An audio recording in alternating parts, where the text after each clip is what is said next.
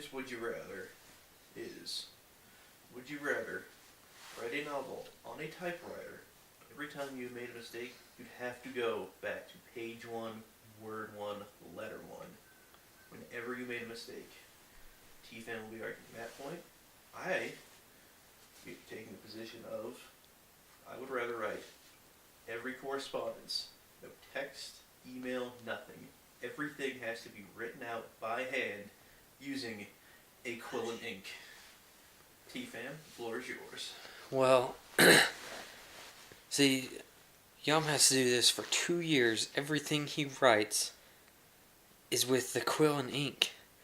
I can't tell you all the text messages he'd be missing out on, where he couldn't respond. He'd have to sit there, write everything out, and say I need to email him something for an upcoming filming session or something like that. He has to sit there and slowly write everything out, and then somehow, fax it to me or something.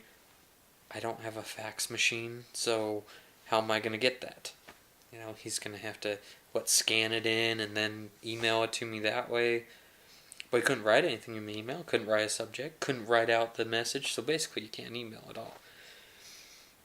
Anyway, with the book, I would learn the grammar really well and type really slowly as to not make any mistakes. It would take a long time, but I can still use all the other forms of communication typing things out. Quill and Ink, I'd only be doing it for 2 years compared to the 10 or 15 it would take T-Fam to write his little novel, which probably wouldn't get picked up. No offense. Just saying. It's hard. It's a competitive market out there. And I figured out a way around this whole I can't text or anything. I write it out with my giant feather and my thing of ink.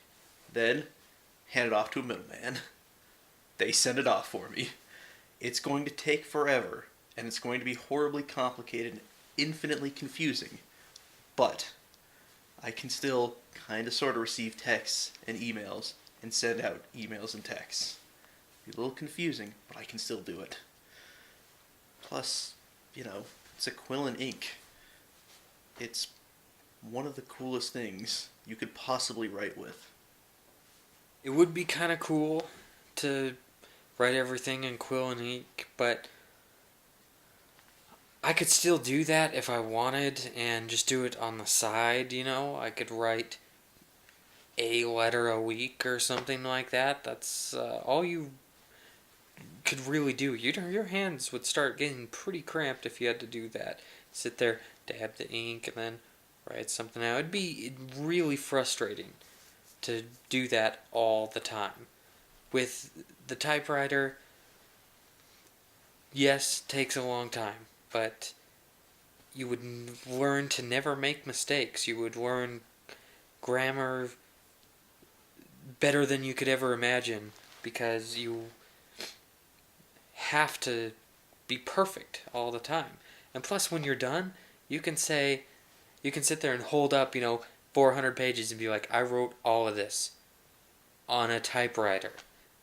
You think Quill and Ink is a lost art?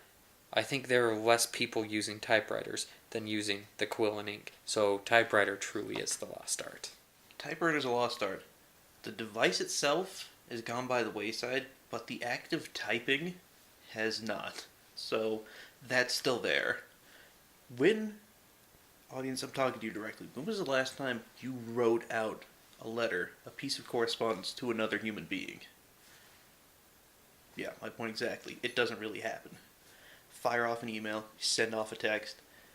If it takes you 20 minutes, half hour to write a letter, number one, you're going to make that letter be as powerful as it possibly can be. Then at the end, it's just so much more rewarding. Be like, I have done this.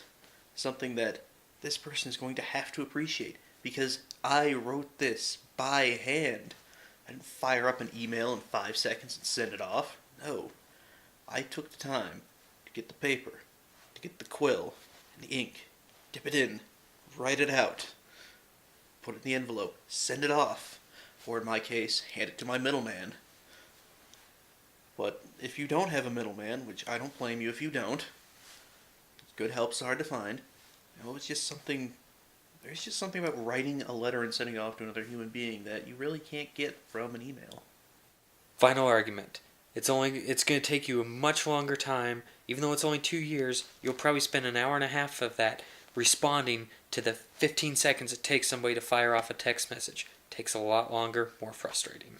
A lot longer, yes. More frustrating, perhaps, but so much more rewarding.